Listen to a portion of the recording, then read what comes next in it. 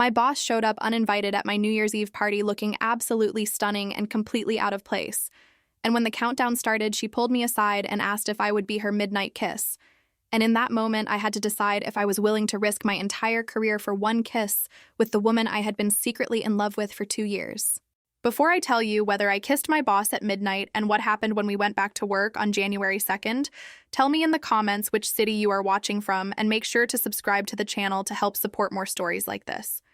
My name is Avery, and the woman who just showed up at my apartment asking to kiss me was Victoria Chen, the CEO of the marketing firm where I worked and the most intimidating person I had ever met. I had been working at Chen Marketing for 2 years, starting as a junior account coordinator and working my way up to senior strategist. And in all that time, Victoria had been this untouchable figure who commanded every room she entered. She was brilliant and demanding and had built her company from nothing into one of the most successful boutique agencies in New York. And everyone who worked for her was either terrified of her or in awe of her or both. I was definitely both, but I was also completely and hopelessly in love with her, which was a problem for about 1,000,000 different reasons. First, she was my boss. Literally the person who signed my paychecks and could fire me with one word. Second, she had never given any indication that she was interested in women, let alone interested in me specifically. Third, she maintained such strict professional boundaries that I had never seen her be anything other than completely businesslike with anyone at the office. And fourth, even if by some miracle she was interested, pursuing anything with her would be a HR nightmare that could destroy both our careers. So I had spent 2 years keeping my feelings completely hidden, being the perfect employee, never crossing any lines, and definitely never inviting her to my personal events. Which is why I was completely shocked when I opened my apartment door on New Year's Eve and found her standing in my hallway. Let me back up and explain how this happened, because even now I am not entirely sure. I had been planning this New Year's Eve party for weeks, invited about 20 of my closest friends. Nothing fancy, just drinks and snacks, and watching the ball drop on TV. It was supposed to be my safe space, my place to relax and be myself away from the pressure of work and away from having to hide my feelings for Victoria. I had specifically not mentioned the party at work because I did not want it to become an office thing, did not want to deal with the politics of who was invited and who was not. But apparently my coworker and friend Jasmine had mentioned it to someone who mentioned it to someone else, and word had gotten around the office that I was having a party. I did not think much of it because Victoria never came to employee social events, never mixed her personal and professional lives, so I figured even if she heard about it, she would not care. The party started at 9, and by 10 my apartment was packed with friends laughing and drinking and having a great time. I was in the kitchen refilling the snack bowls when Jasmine came running in with her eyes wide and said, "You are not going to believe who just walked in." I assumed it was her ex or someone equally dramatic, so I followed her back to the living room, completely unprepared for what I was about to see. Victoria was standing just inside my doorway, looking around the apartment like she was assessing a business opportunity, and she was wearing jeans and a cashmere sweater, which I had never seen her in anything but business attire, and she looked somehow even more beautiful casual. My brain short-circuited because this made no sense. Why was my boss at my party? How did she even know where I lived? What was happening? She saw me staring and walked over with this unreadable expression and said, "I hope you do not mind me crashing. I heard there was a party and I realized I had nowhere else to be." I managed to say, "Of course not. You are always welcome," which was a lie because I was internally panicking. But what else was I supposed to say? She smiled, and it was different from her office smile, softer and almost vulnerable, and said, "Thank you. I know this is probably weird." I introduced her to a few people nearby and then excused myself to the kitchen, where I immediately texted Jasmine in all caps asking what I was supposed to do. Jasmine came into the kitchen laughing and said, "Just be cool. Maybe she is finally making a move," and I said, "Absolutely not. She is my boss. This is probably some weird power play I do not understand." But as the night went on, Victoria did not act like my boss at all. She mingled with my friends, laughed at their jokes, asked genuine questions about their lives, and slowly the intimidating CEO I knew from work faded, and I saw this other version of her. She was charming and funny, and surprisingly easy to talk to when she was not in work mode, and I found myself gravitating toward her even though I knew I should keep my distance. Around 11, I stepped out onto my tiny balcony to get some air and escape the noise for a minute, and a few minutes later, Victoria joined me. We stood there in the cold looking out at the city lights, and she said, "I owe you an apology for just showing up like this." I said it was fine, that she was welcome. And she shook her head and said, "No, it is not fine. I should have asked. But the truth is, I have been trying to work up the courage to talk to you outside of work for months, and tonight felt like my last chance before the new year." My heart was racing because that sounded like she was saying something important, but I could not let myself believe it. I asked what she meant, and she turned to look at me and said, "Avery, I am going to be completely honest with you because I cannot go into another year without saying this." She took a deep breath and said, "I know I am your boss, and I know this is completely inappropriate, but I have feelings for you and I do not know what to do about it." I felt like the world had stopped spinning because those words could not have just come out of Victoria Chen's mouth. This had to be some kind of stress-induced hallucination. She continued, saying she knew it was wrong and complicated and could ruin everything, but watching me at work every day and never being able to say anything was killing her. She said she had come to the party tonight because she had heard about it and realized she was tired of keeping everything professional and perfect, when what she really wanted was to know me outside of spreadsheets and client meetings. I was frozen, trying to process this information, and she must have taken my silence as rejection because she said, "I am sorry. I should not have said anything. I will go." She started to turn away, and I grabbed her hand without thinking and said, "Wait, please do not go." She stopped and looked at me, and I said, "You are not the only one with inappropriate feelings. I have been in love with you for 2 years, and I thought I was losing my mind." Her expression shifted from resignation to shock to hope in about 3 seconds, and she said, "You have feelings for me. Why did you never say anything?" I laughed and said, "Because you are my boss and you are terrifying, and I value my job and my career and did not want to make things weird." She smiled and said, "I am terrifying," and I said, "Yes, absolutely. You are the most intimidating person I have ever met and also the most incredible." We stood there on my balcony holding hands and staring at each other while party noise drifted from inside, and she said, "So what do we do now?" I said, "I have no idea. This feels like a HR violation waiting to happen." And she said, "Probably, but maybe we can figure it out." Inside, someone turned up the TV volume, and we could hear the countdown show getting ready for midnight, only about 15 minutes left in the year. Victoria said, "I came here tonight hoping to talk to you, but I had this whole other plan too." And I asked what plan. She looked almost nervous, which was strange on her because she was never nervous, and she said I was going to ask if you would be my midnight kiss. My breath caught because this was moving so fast from admission of feelings to physical contact, but also I had been fantasizing about kissing her for 2 years. I said I thought you wanted to keep things professional, and she said that was before I admitted I have feelings for you. Now I just want to kiss you at midnight if you will let me. I should have said no, should have suggested we talk about this when we were both sober and thinking clearly, should have protected both our careers. But I looked at her standing on my balcony with the city lights behind her and hope in her eyes, and I said yes. She smiled this beautiful, genuine smile and said yes, and I nodded and said, "Yes, I will be your midnight kiss." We went back inside, and the party had reached that chaotic energy that happens right before midnight on New Year's Eve. Everyone was gathering around the TV, filling champagne glasses, pairing off with their partners or friends for the countdown. Jasmine caught my eye from across the room and gave me this knowing look, because she had definitely noticed Victoria and me disappearing together. Victoria stayed close to me as we joined the group, and I was hyper-aware of her presence, of how near she was standing, of the fact that in a few minutes I was going to kiss my boss in front of all my friends.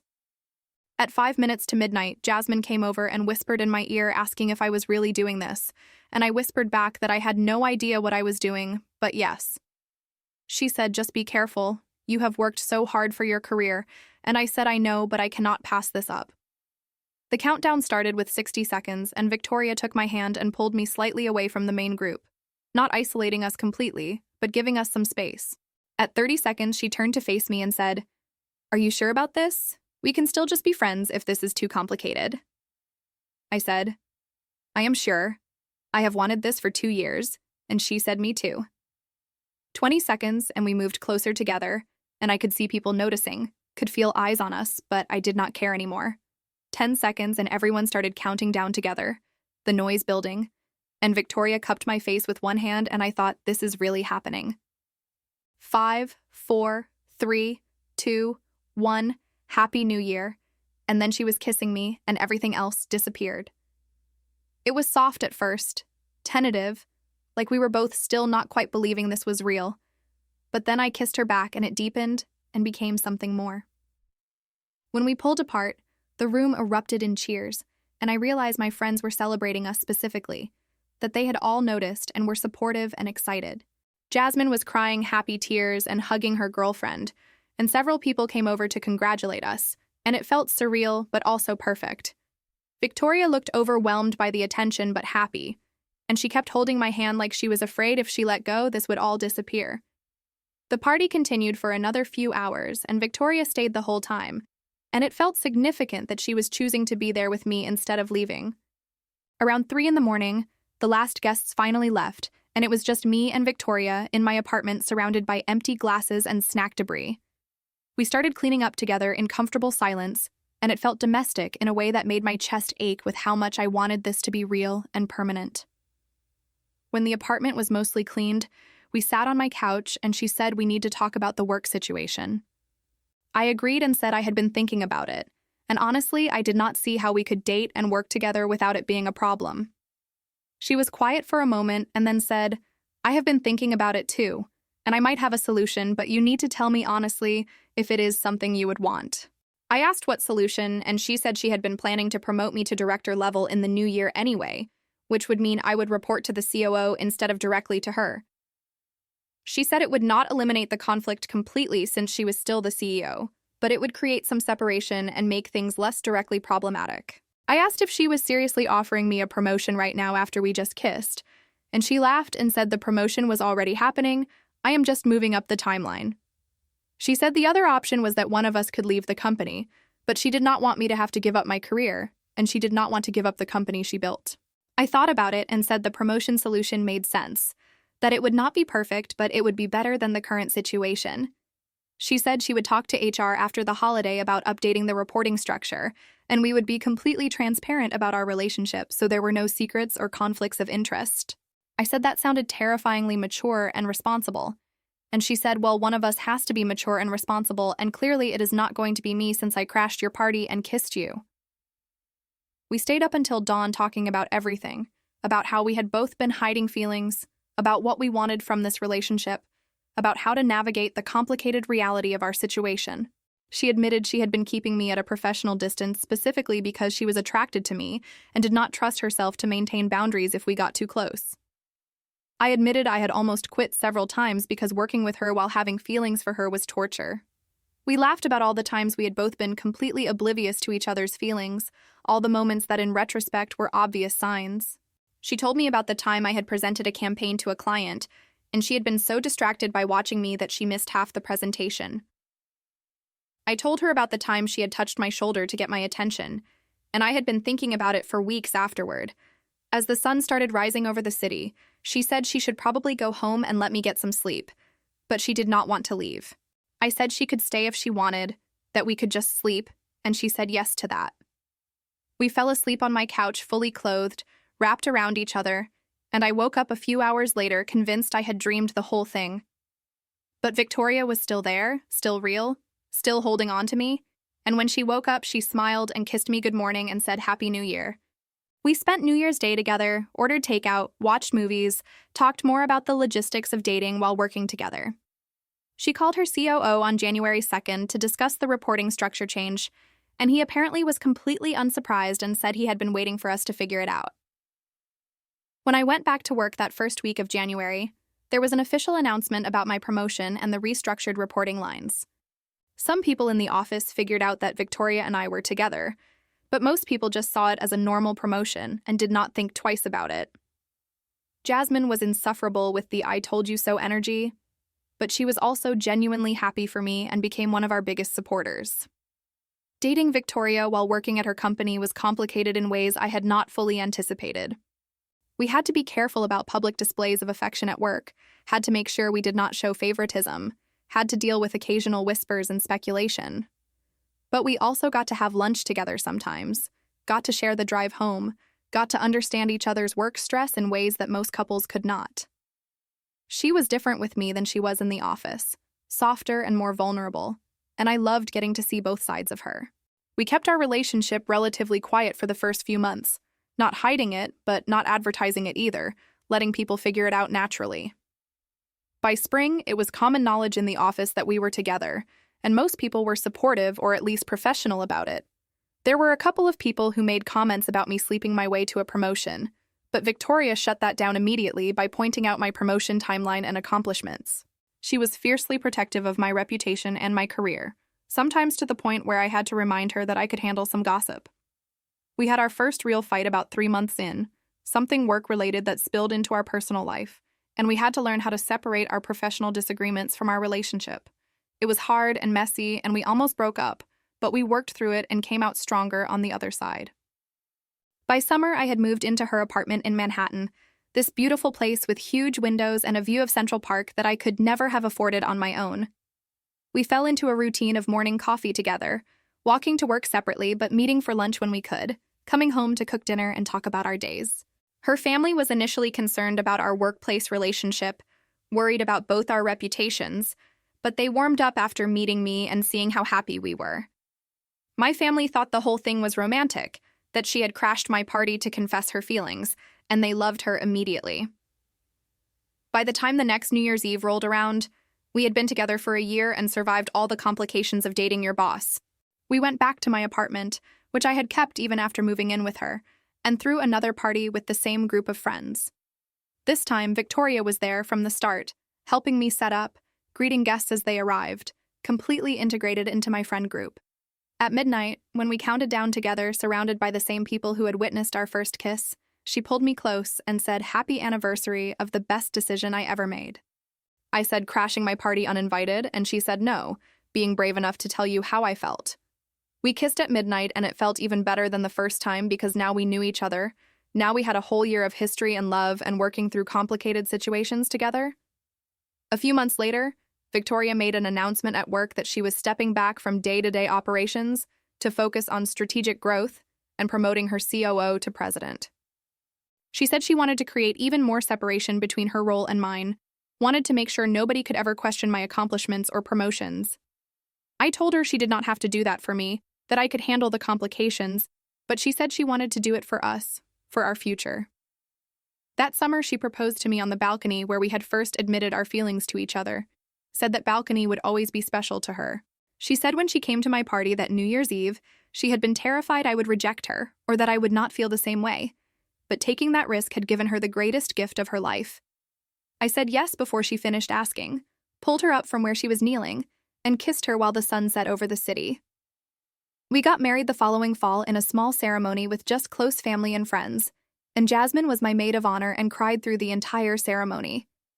In her vows, Victoria talked about that New Year's Eve party, about how she had almost not come because she was so scared, but something told her it was her last chance to be honest. In my vows, I talked about falling in love with her from a distance, about thinking it was hopeless, about being shocked and grateful when she showed up and changed everything. We still work at the same company, though she is much less involved in daily operations now, and I run my own department. People still ask sometimes how we navigate working together and being married, and the truth is, it is still complicated, but it works for us.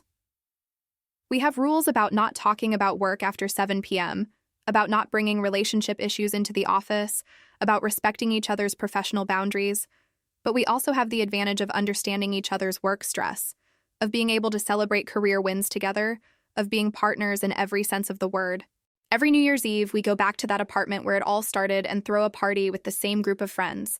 We stand on that balcony and remember the night she showed up uninvited and asked to be my midnight kiss, and I said yes even though it was risky and complicated. We talk about how different our lives would be if either of us had been too scared to take that chance, if she had not come to the party, or if I had said no. And we are grateful, so grateful, that we were both brave enough to risk everything for a chance at something real. My boss showed up at my New Year's Eve party and asked me to be her midnight kiss, and I had to decide if one kiss was worth risking my entire career. The answer turned out to be yes, 1,000 times yes, because that kiss led to a relationship, and that relationship led to a marriage, and that marriage has been the best part of my life. People say you should never date your boss, and they are probably right most of the time, but sometimes you meet someone and the connection is so strong that all the rules go out the window. Sometimes the person you are supposed to keep at a professional distance is actually the person you are meant to build a life with. Sometimes your boss crashes your party and asks for a kiss and you say yes, and it changes everything. That is our story. The story of inappropriate feelings and professional boundaries, and one New Year's Eve party that changed two lives. She showed up uninvited and asked me to be her midnight kiss, and I said yes. And I have been saying yes to her every day since, because some risks are worth taking, some rules are worth breaking, and some kisses are worth everything.